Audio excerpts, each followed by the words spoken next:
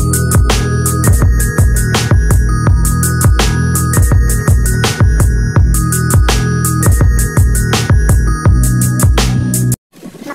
araw po sa lahat. Bali, ang naging issue ng ating Honda Click is itong tensioner. Bali, pansamantala, inilagay ko muna yung dating pinagpalitan ko na refresh ko. Siguro, pwede na makabot na ng mga 1,000 to 1,500. Tingnan nyo kung gaano kalakas ang ingay. Okay, dito maririnig nyo yung tunog helicopter na yan. Ano nyo. Bali, banda sa equator yan eh. Highway na tayo.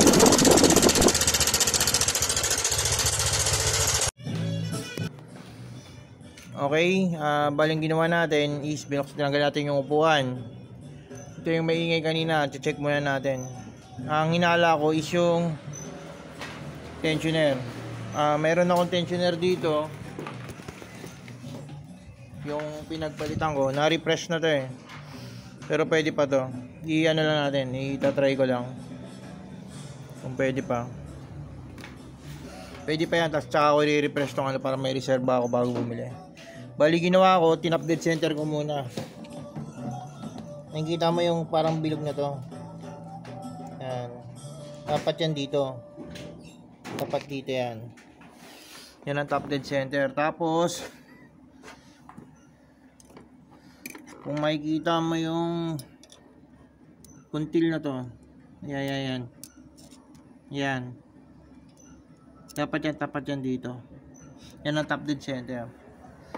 Tapos ito yung intake, magagalaw mo. Tapos sa baba exhaust. 1024 to. Diretso na natin tong i-tap clear, i-valve clearance na rin natin.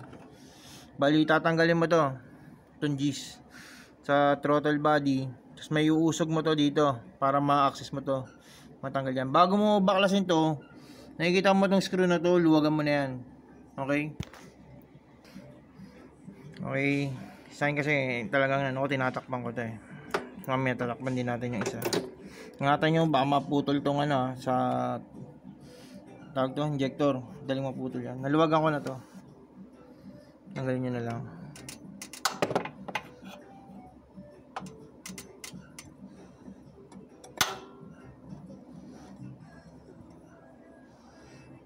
Huwag na, kamay nyo na lang. Ganda to pag gagawin nyo yung talagang maano yung ano, tawag dito, malamig siya. Ayun.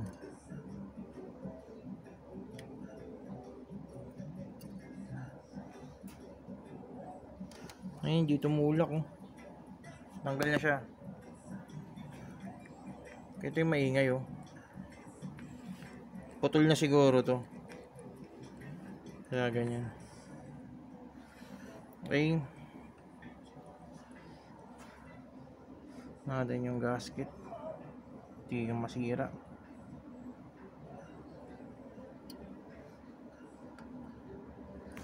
Check nyo rin yung ano, itong plastic na to. Ito yung tinutulak ng ano eh. Ito yung tinutulak ng tensioner natin. Yan.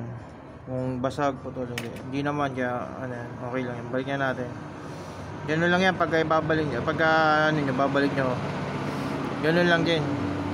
Ang ikakapitan natin is ito na. Okay. Bali ang goods na ganito, yung tingin nyo to, pagka linuwagan ko, ayan, automatic siya na umaangat. Ayan o. Ilitan ko ah.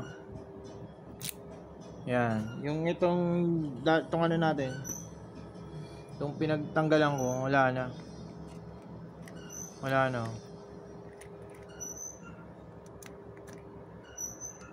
Wala na siya. Okay. Yan ang pinagkaiba nito. Sira na to. Baka putol yung spring niya to.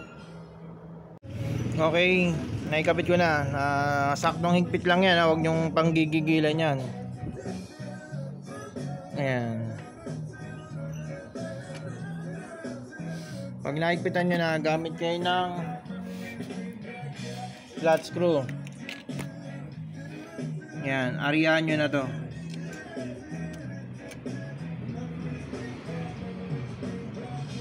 Yan.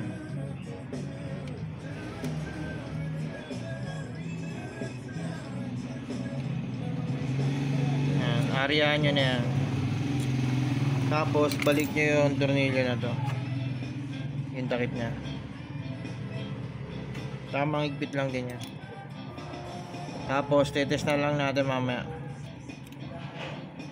I-valve clearance muna natin, tapos tsaka natin tetesting. Ganun lang. Yan.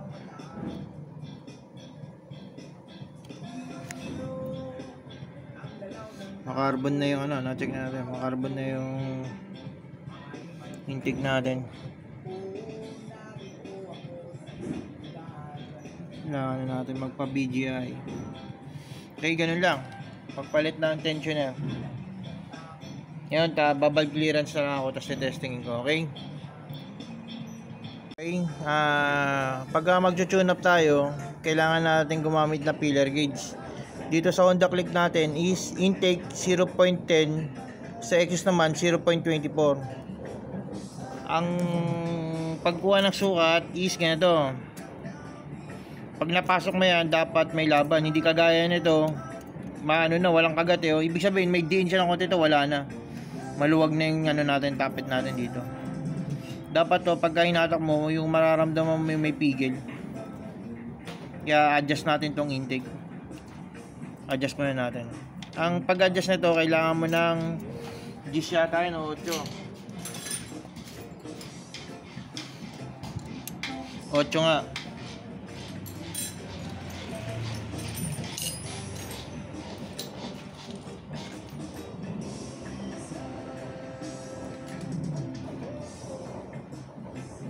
Kailangan mo ng 8 dyan para maluwagan to, ma-adjust natin to. Check nyo rin yung mga bearing nito. Kung may alog, yan. Ay, kunin ko lang muna yung 8 ko. Gamit tong ano to, 8, tapos ito. Ito yung sinasabi ko, dapat na may kagat. Yan. Hindi siya madaling ipasok, hindi rin madaling tanggalin. Yan. Yan. Ganyan ako mag-valve clearance. Yan ang G's. Ngayon naman, sa Exos naman, 24. Sa filler gauge natin, walang 24. Walang 24. Okay. Walang 24 sa filler gauge. Kaya ang ginagawa ko rito is pinagsasama ko yung 15 tsaka 9. Yan.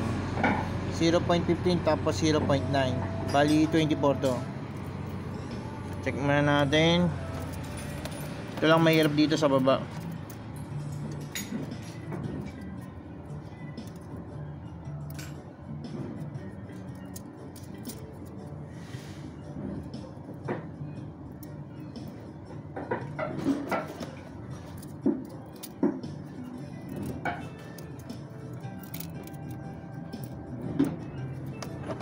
Hanap tayo ng pwesto yung maano natin ang maayos.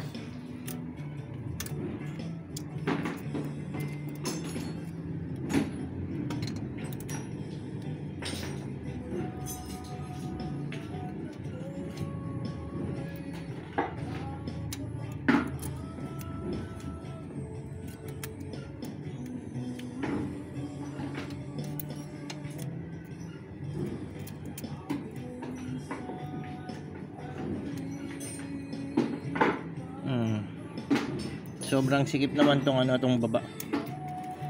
Luwagan muna natin.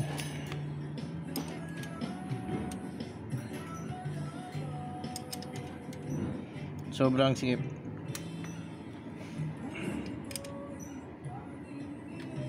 Ayan.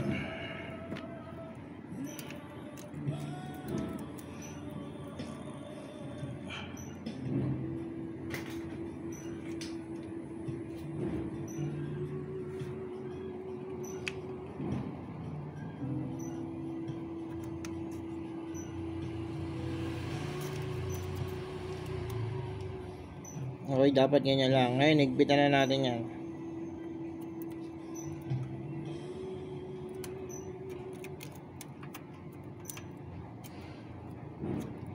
$24 ang excess natin.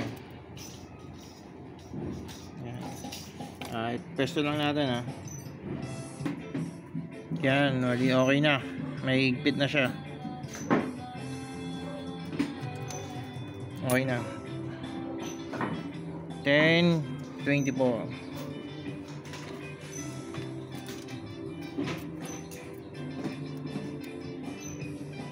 Bali, ganun lang. Okay. Okay, na tapos na. Ngayon ang gagawin ko, ikutin ko siya ng isang beses. Para matik natin kung may tukod.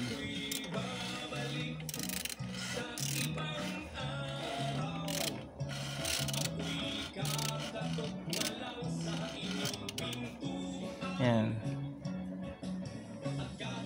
Ayan. Okay. Ayan. Basta may balik nyo lang to. Tong parang may kuntil. Ayan. Straight yan dito.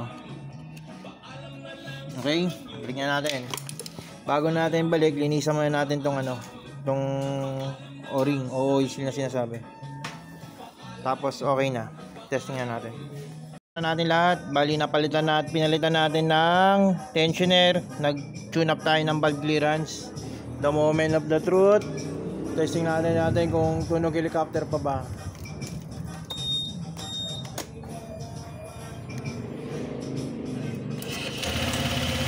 Yun, wala na.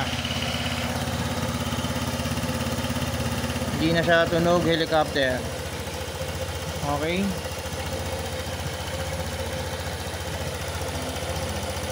Meron siyang konting lagitik, normal lang 'yan.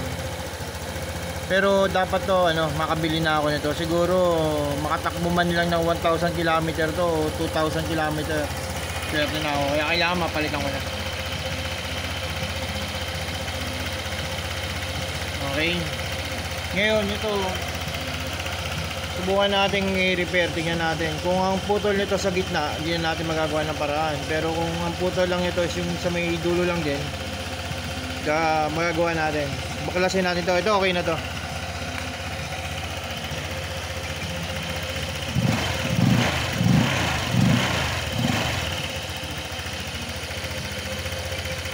Normal lang yung lagatik niya na konti.